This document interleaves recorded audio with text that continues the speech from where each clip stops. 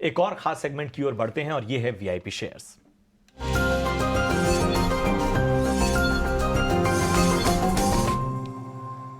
और आज VIP pick बताने के लिए हमारे साथ एसबीआई सिक्योरिटीज के सनी अग्रवाल जुड़ चुके हैं। Sunny, good afternoon.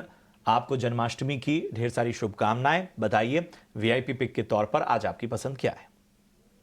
Good afternoon सभी दर्शकों को जन्माष्टमी की बहुत बहुत बधाई। आज का मेरा वीआईपी पिक रहेगा Aditya Birla capital limited. Current market price 221 222 है और मेरा प्राइस टारगेट रहेगा 280 का with investment horizon of 12 month, जो कि एक तकरीबन 26% का अपसाइड दर्शाता है। अगर हम बिजनेस की बात करें तो आदित्य बिरला कैपिटल का फाइनेंशियल आर्म है।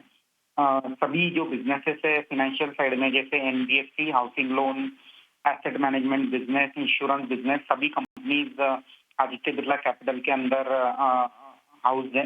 और अगर मैं ग्रोथ ट्रिगर की बात करता हूं तो हमने देखा था कि जुलाई 2022 में विशाखा मुले ने ज्वाइन किया था कंपनी को, और उसके बाद से एक एग्रेसिव ग्रोथ टारगेट कंपनी ने एक इंटरनल टारगेट रखा है, जहां हम देखते हैं कि उनका आदित्य बिरला फाइनेंस लिमिटेड, जो कि उनका एनबीएफसी आर्म है, वहां उनका FY23 का जो लोन बुक है वो उन्होंने डबल करने का टारगेट रखा है in the span of 3 year. FY24 is on track as per the plan.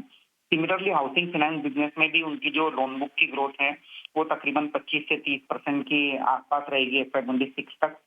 इसके अलावा अगर मैं एसेट मैनेजमेंट बिजनेस, जो कि एएमसी बिजनेस है, आदित्य बिरला सन लाइफ एएमसी, उसकी बात करूं तो वहां भी हमने काफी अच्छी खासी इंप्रूवमेंट देखी है, स्पेशली एसआईपी बुक साइज में, जहां उनका मार्केट शेयर लॉस हुआ था। पिछले कुछ महीनों से मार्केट शेयर में कहीं न कहीं इंक्रीमेंट होते हुए दिखा है। Life insurance business is also doing well. तो मुझे लगता है कि ओवरऑल अगर सम ऑफ द पार्ट्स करते हैं हम सभी बिजनेसेस का आदित्य बिरला कैपिटल का, तो उसकी जो फेयर वैल्यू है 280 रुपीज की आती है। लॉन्ग टर्म पोर्टफोलियो में ऐड करना चाहिए with investment horizon of 12 month. Sunny, आपका इस अहम रणनीति के लिए तो आदित्य बिरला कैपिटल पसंद आता हुआ सनी अग्रवाल को 280 के लक्ष्य के लिए स्टॉक पर नजर डालते हैं, जहां पर अच्छा एक्शन दिखा है। शिल्पा मेडिकेयर करीब 6% की तेजी इस स्टॉक पर दिखी है। न्यूज़ फ्लो भी है, जहां पर कंपनी ने फेज 3 क्लिनिकल स्टडीज एक ड्रग के लिए सक्सेसफुली क्लोज कर दिया है, तो पॉजिटिव न्यूज़ फ्लो है।